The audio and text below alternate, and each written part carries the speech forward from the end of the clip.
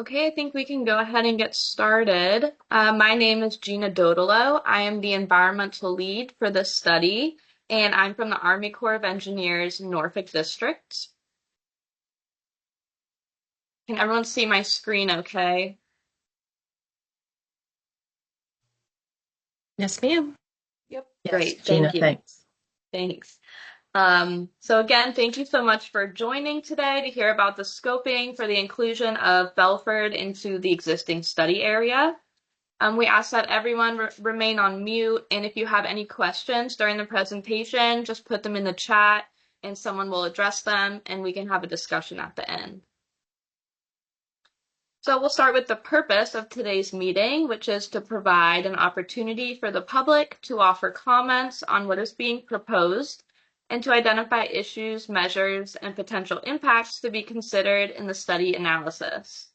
Today's meeting is being recorded, and the recording will be posted and shared within the next few weeks. We will start with a presentation on project updates and potential measures to be considered. And please remember to remain on mute and put any of your questions in the chat. And if you would like to submit official scoping comments, I'll have a slide at the end to show you how to do that. So this is our agenda for today. We're going to start with some opening remarks from Dennis, who's the Director of Resilience Engineering and Construction with the New Jersey Department of Environmental Protection. We're going to hear from Mayor Perry, and we're going to hear from Michelle Hamer, the planning lead for the study from the Army Corps of Engineers, Norfolk District. Then we'll get into the presentation, followed by a brief opportunity for questions and answers. And again, I'll provide some contact information on the last slide for how to submit those official scoping comments. Okay, I'm going to hand it over to Dennis. Thank you, Gina. Good evening, and thank you all for taking the time to join us and learn about this important study. I'm Dennis Ronick, Director of Resilience Engineering and Construction within the Watershed and Land Use Program here at the DEP. Some of my team from the Office of Coastal Engineering is on the call for support as needed later on during the Q&A. I'd like to acknowledge the hard work of Debbie Vobel, Vincent Lucier, Rachel Szynski, and Rob Von Burel. And thank you for taking the time to join us this evening.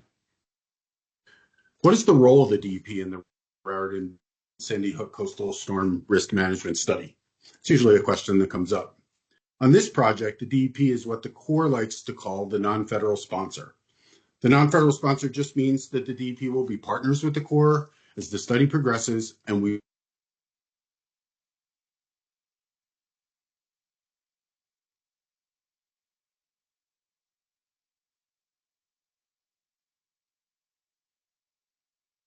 I think Dennis froze.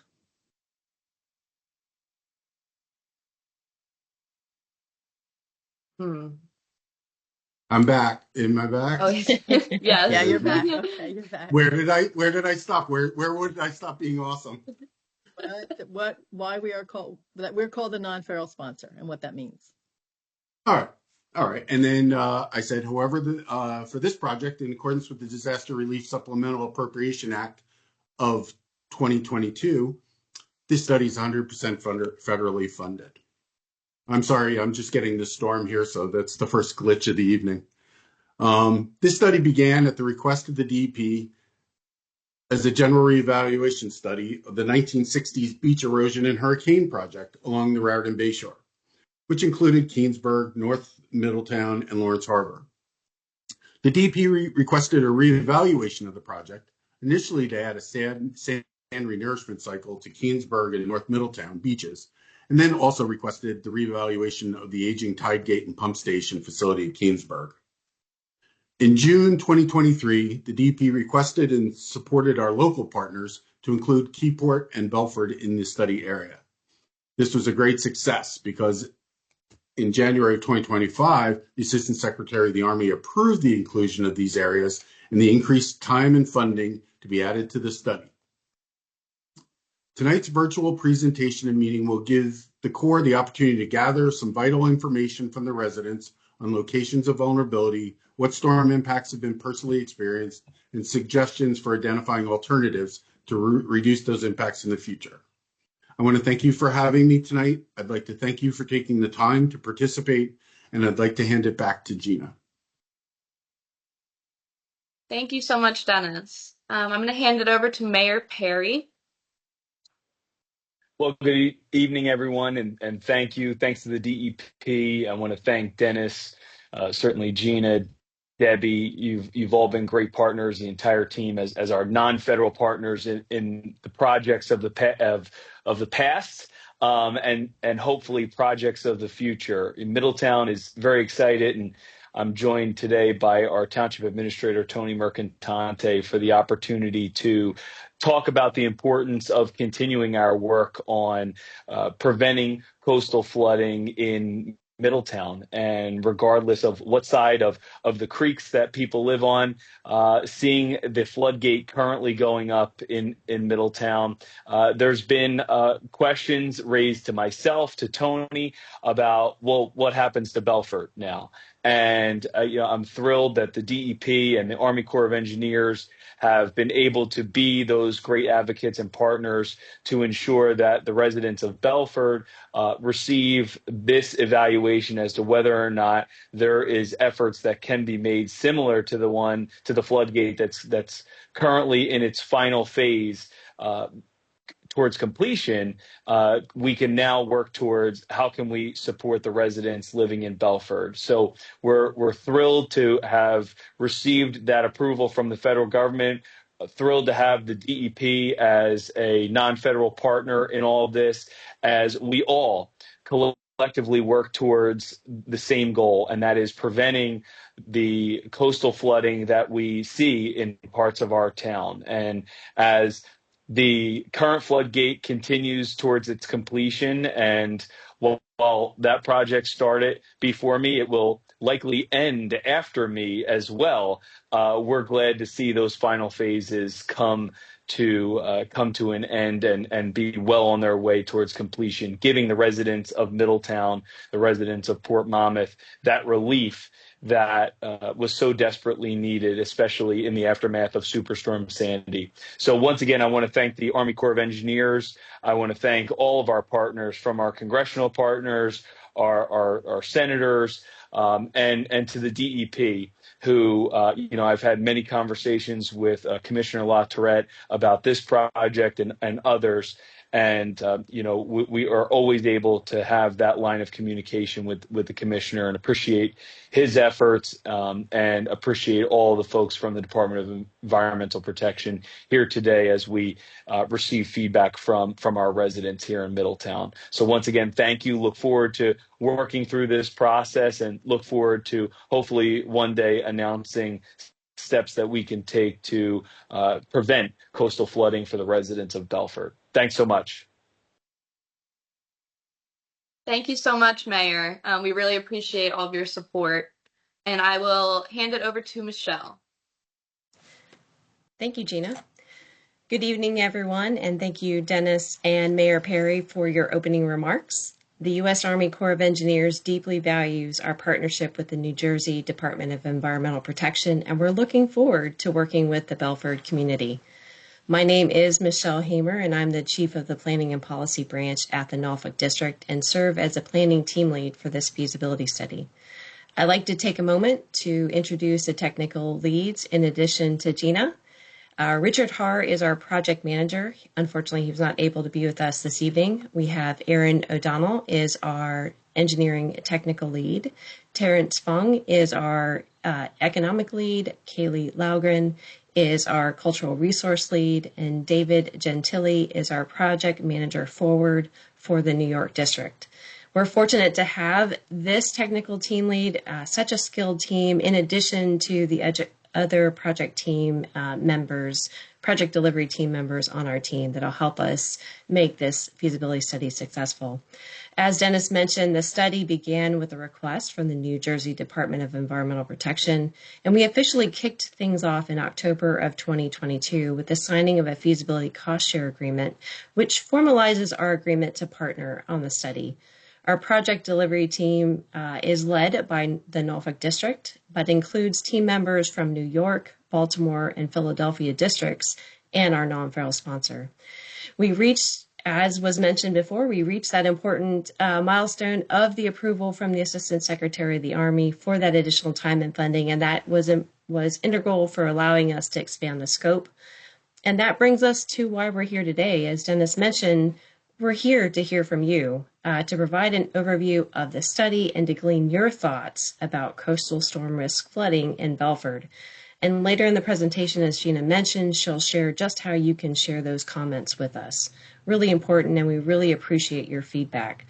So thank you again for joining us this evening, and we truly appreciate your time, your input, and we are committed to a collaborative process.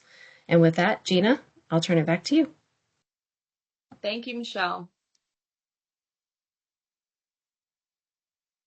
Okay, I'm going to start with reviewing the National Environmental Policy Act guidance, which requires federal agencies to consider and disclose the environmental effects of their proposed actions and to consider public input during the NEPA process, which involves both the decision-making and public involvement.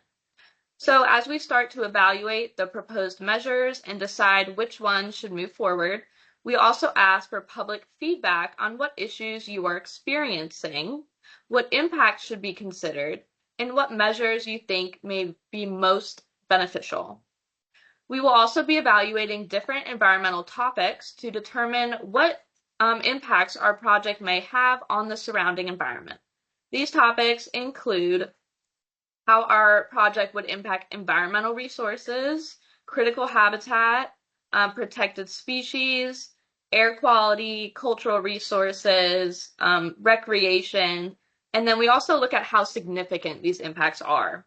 If there are no significant impacts anticipated, we move forward under NEPA with an environmental assessment, which is the case for this study so far.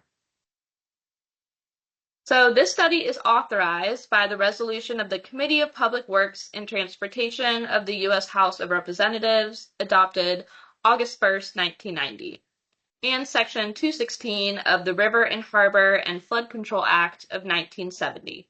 The purpose of this study is to identify a plan to reduce the risk of coastal storm damage within the study area. The study area being referred to can be seen outlined in green on this map on the left.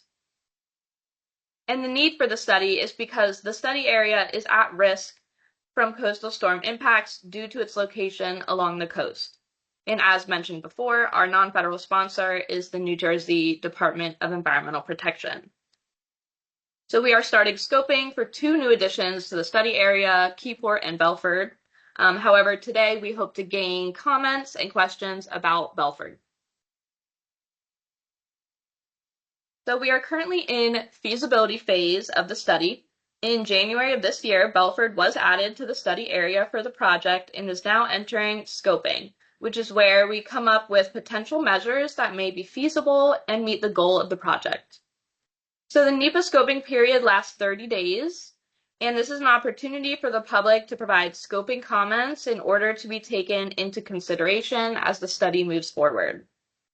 As we go through alternative evaluation and analysis, we will be narrowing down the potential measures and eventually reach a tentatively selected plan. After that, there will be a second opportunity for the public to provide comments on the draft report. Those comments will then be taken into consideration as the selected plan is developed further. And finally, we plan to have the final report signed in May of 2028. Once feasibility phase is completed, the study would move into pre-construction, engineering, and design phase, where the actual design of the plan becomes more detailed and developed. And then finally, we can enter construction of the project. However, all of this is preliminary, relying on the fact that each phase is able to move forward. And so we have 30 days for scoping, so our scoping period will end July 10th.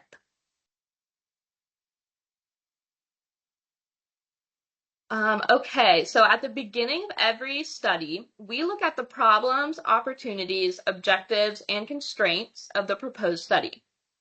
Once the problems and opportunities are described, the next task is to define the objectives and constraints that will guide your efforts to solve those problems and achieve those opportunities. The problems and opportunities show what is wrong, and then the objectives and constraints kind of show what we intend to do about it. So for this study, the problems are aging storm protection structures, economic damage, health and life safety concerns, and loss of natural resources and resiliency. The opportunities are to reduce economic loss and hardships due to coastal storms and flooding, improve coastal resiliency, protect and preserve water quality and fishery resources, utilize nature-based solutions as protection and resiliency measures, reduce costs for existing federal project features, and increase community awareness on storm risk reduction measures. The objectives of the study are to manage risks associated with coastal storm surge to existing development, communities, and recreation, and to manage risks associated with coastal storm surge to human life, health, and safety, all over a 50-year period of analysis. And finally, the constraints include to not create or exacerbate coastal storm impacts or risk to human life, health, or safety, avoid and minimize effects to environmental resources, take into account the Coastal Barrier Resources Act, which encourages the conservation of hurricane-prone, biologically rich coastal barriers, and to avoid, minimize effects on cultural and archaeological resources. So during scoping, we also define the planning considerations to help with risk-informed decision-making. Risk-informed planning is an analytical process that aims to reduce uncertainty, also acknowledges that it can never be eliminated entirely. So the goal is, sorry, my computer wants to restart. The goal is to efficiently reduce uncertainty by gathering enough evidence specifically needed to make the next planning decision and to manage the risks that result from doing so. With that being said, the planning considerations for this study are to look at coastal zone management rules, construction methodology, acceptability by the non-federal sponsor, private property, critical habitat, cost implications, storm vulnerability, acceptance by the community, easements, and if historic properties and archaeological sites are within the project footprint. So on the right here is a conceptual framework. So this starts with what is the hazard? Well, the hazards include storm surge, tidal creek flooding, and wave attacks. What is the effect of these hazards? The community is experiencing inundation of residential and commercial areas and shoreline and beach erosion. What vulnerabilities are exposed from those effects? Damage, debris, and disorder, loss of transportation, loss of residents, loss of structures, loss of critical infrastructure, and loss of environmental resources. So then we need to look at potential measures that could help reduce impacts from these hazards. We plan to look at structural, nature-based, and non-structural measures, and these are all preliminary, so we do not have an idea of which measures we will put where, but we are looking for your feedback on which measures you would support and if it would be helpful for BELFORD. Again, there's no guarantee any of these measures will move forward or be implemented, but your feedback is greatly appreciated. I'm going to start with showing examples of potential structural measures. So all the way on the left are storm surge barriers, which are a structural measure that help with surge and wave attenuation, and they have movable gates for temporary closure to limit water levels during storms. Another option is levees. These are helpful for surge and wave attenuation and to reduce flooding, though other components may complement this structure, such as having floodgates or pump stations. A pump station is just a mechanical facility required for measures that impede inundation to ensure flooding on the dry side of the structural measure does not occur, and is usually not a standalone measure, so would be incorporated with other measures. A flood wall can be beneficial for reducing flooding and wave overtopping, as well as stabilizing the shoreline, though this measure may also need accessory components. And another option is the tide gate, which prevents storm surge, high tides, or seeches from entering a given area and is particularly located at the mouth or inlet of smaller tidal creeks. Tide gates do not need an extensive barrier system to be constructed, as they're tied naturally into elevated features. These are some more potential structural measures. So starting all the way on the left is beach nourishment, which involves the reinforcement of the sand barrier of the beach to manage risks from waves and inundation. Another measure is groins, which are wall-like structures that run perpendicular to the beach, and these structures are beneficial for trapping or attenuating sand. Detached breakwaters help reduce wave energy, reduce shoreline erosion, and can create a low-energy protected area behind it. These breakwaters can be either emergent, so partially out of the water, or submergent, so fully underwater, just depending on what would be best for a specific area. And another measure is reinforced dunes, which reduce erosion and inundation. These structures consist of a flood wall or revetment that is hidden beneath the sand, and then the top layer of sand is maintained for beach aesthetics. Now we're going to move on to some examples of nature-based measures. These measures can act as alternatives to some structural measures, but differ in that these measures are designed to provide some sort of wildlife or habitat benefit. So starting on the left here with artificial reefs, these reefs reduce typical wave and storm wave conditions to provide a buffer before the shoreline. These can either be marine or estuarine nearshore reefs or oyster reefs and are constructed out of rock, concrete, stone, boulders, reef balls, shell, or oyster spat. And then surge wetlands.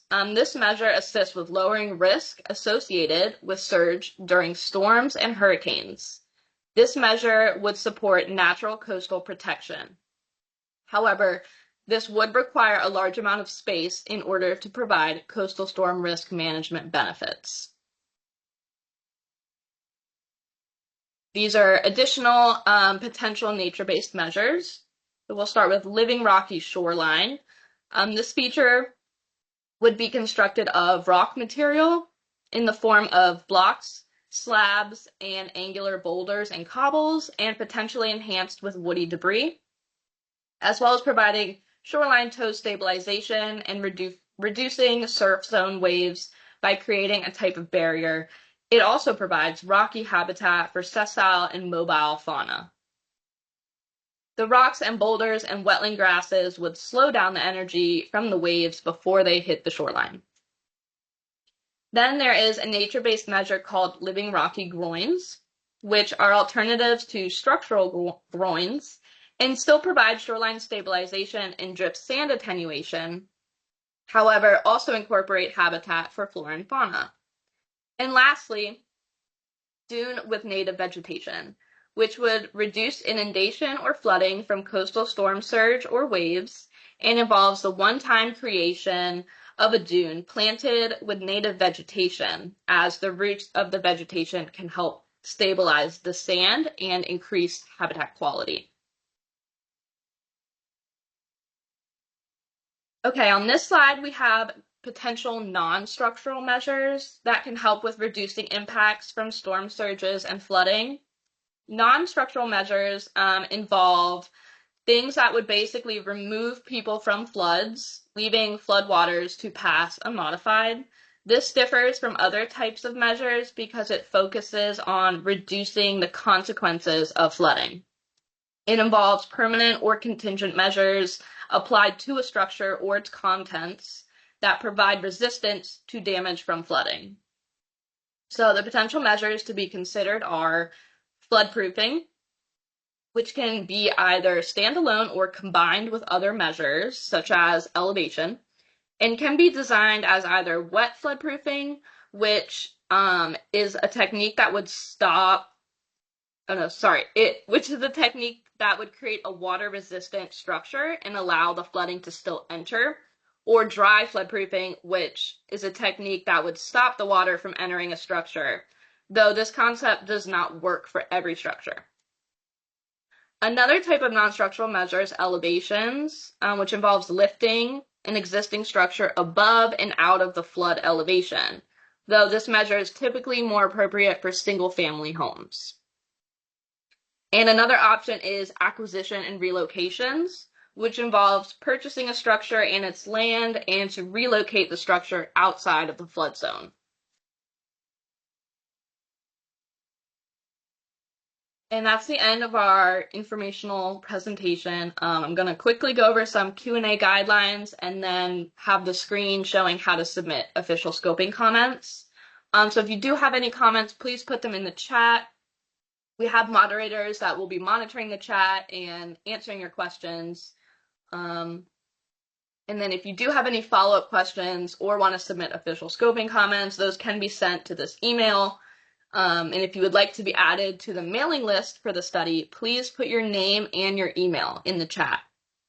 We do have a PDF of this presentation available on the project website currently. And here's the slide for how to provide scoping comments. These are very important to us. We will take these into consideration, so we really do appreciate when people provide comments. The deadline is July 10th. You can email them to this email, cenao-rbsHB-crsrm@usace.army.mil, or you can mail them to the address listed here. This is also available on our project website if you need to look at it later. And that's the end. Do we have any questions in the chat? Hi, Gina. Looking at the chat, I do not see any questions yet.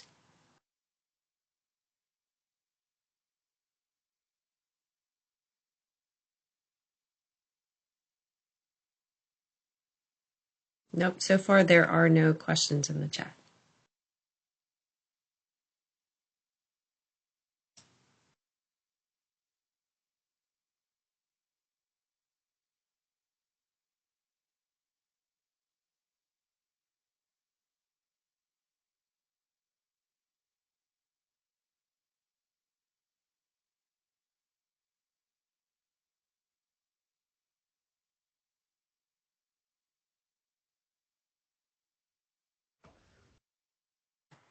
Well, Gina, thank you so much for that presentation, for going over the measures that we're currently evaluating. I know that others may have comments later. It's great that we have have till July 10th to provide those comments. As we do future public meetings, people can provide unofficial comments, right, outside of the scoping period. Awesome. Yes. So there's not, absolutely. So there are other times to provide comments, but to be officially included or considered in the study, we have those open scoping and public comment periods. So it's important if you want that to be considered in the study.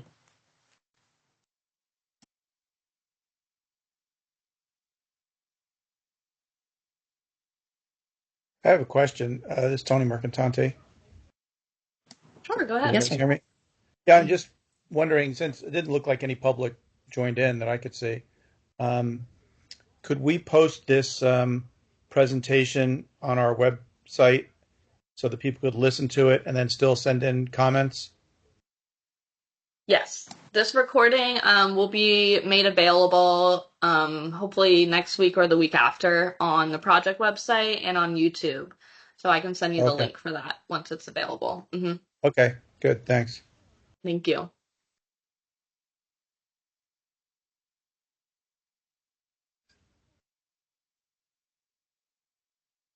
Yes, Tony, I know during that initial scoping meeting was when you first mentioned the flooding in the Belford area, which helped get this portion included.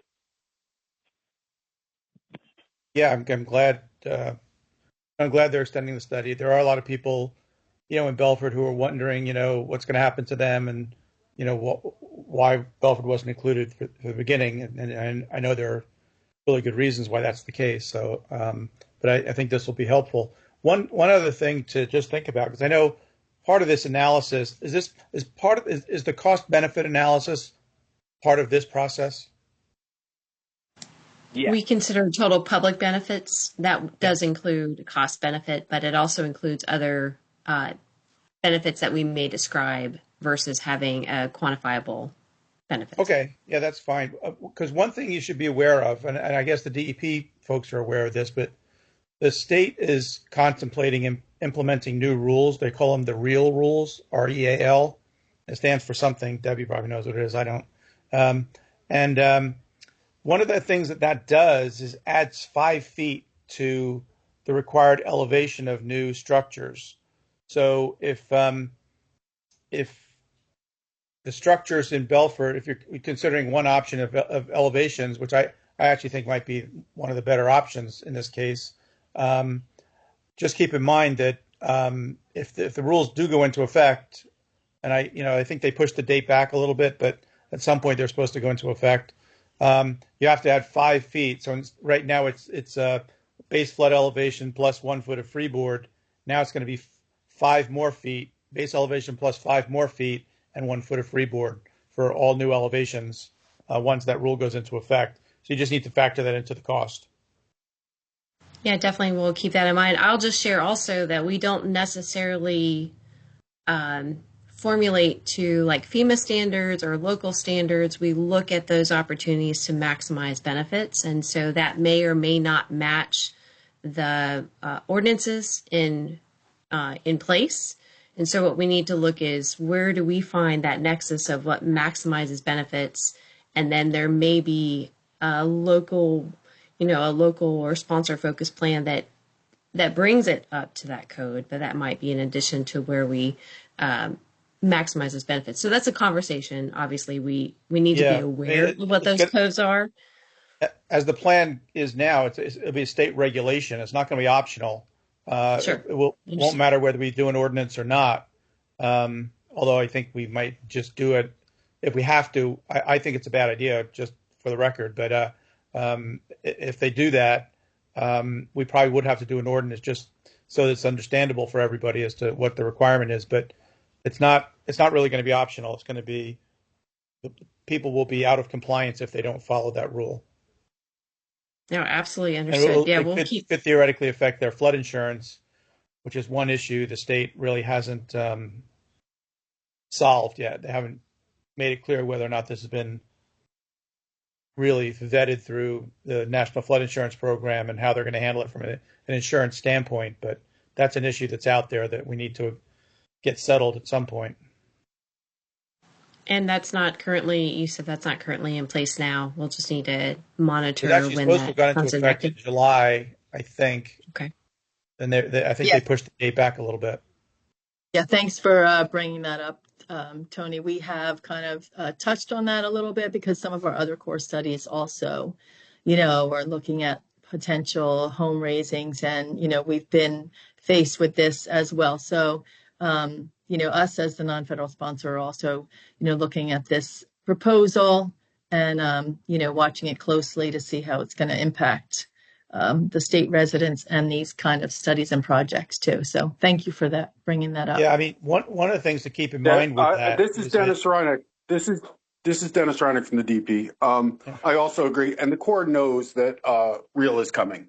It will have to be a part of this discussion. So I want to thank you for bringing it up, and Debbie, thanks for adding that. I'm having computer issues horribly here. Thank you. Just one thing on that issue. One of the things we found, because of the Bayshore communities in this area have a lot of small lot, single family houses.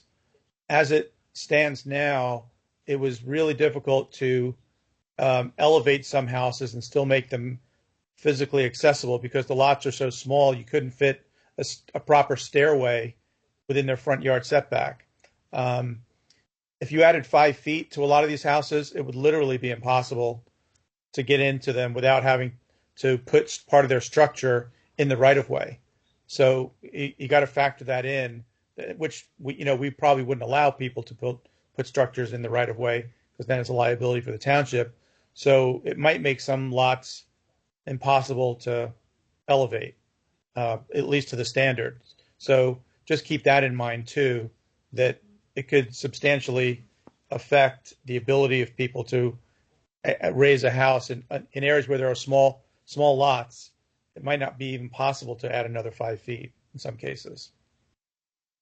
Well, Tony, you bring up a really good point that sounds like when we get to formulation and if non-structural is part of what we would call a tentatively selected plan. So that's our next milestone. We would identify a tentatively selected plan, and if non-structural is part of that, it really, hopefully, obviously before that point, we've had an intimate conversation at the local level, because Debbie, correct me if I'm wrong, I think that's where we need that engagement to be that partner to, again, to partner on that non-structural, on those non-structural measures. And additional conversations we need to have are, can we even get equipment in there to do that type of a measure? Where would we have lay down areas in support of that type of work? So that's a real consideration. If you have very tight spaces, if you have tight lots, you may also have narrow roads. And so these are considerations we need to talk through if we identify those types of houses. Yeah, I mean, the good news is that Belford is not quite as tight as Port Monmouth was. If the real rules were in effect at the time we were rebuilding all the houses in Port Monmouth, it would have really, really been a problem. It would have been literally impossible to elevate some of those houses and make them accessible. Belford, there's probably still some situations where that's going to be an issue, but it's not quite as it doesn't come up quite as often in Belford as it will in Port Monmouth. Gotcha.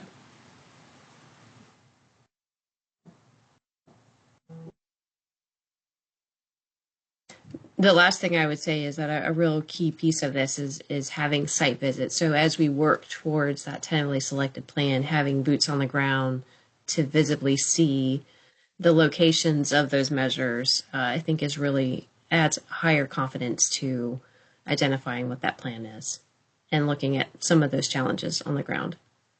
I'll send you, I did a PowerPoint presentation for the League of Municipalities on this earlier this year, I think, and I'll just send it to you. You'll see lots of photographs and show examples of what I'm talking about. Okay, that would be great. Thank you.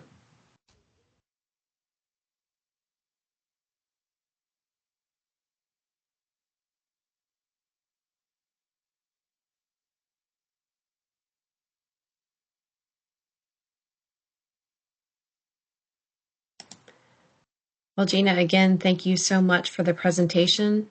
If we want to, like we did last time, we can hang on till 7 o'clock and see if anybody does join.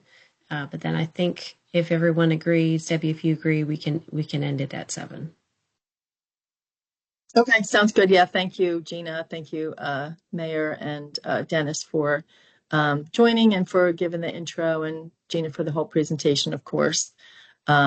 So yeah, we can hang on till 7 and see what happens, and then look forward to once the presentation and the recorded presentation is posted, the opportunity is still extended for residents. So that's good as well. Thank you. Thank you.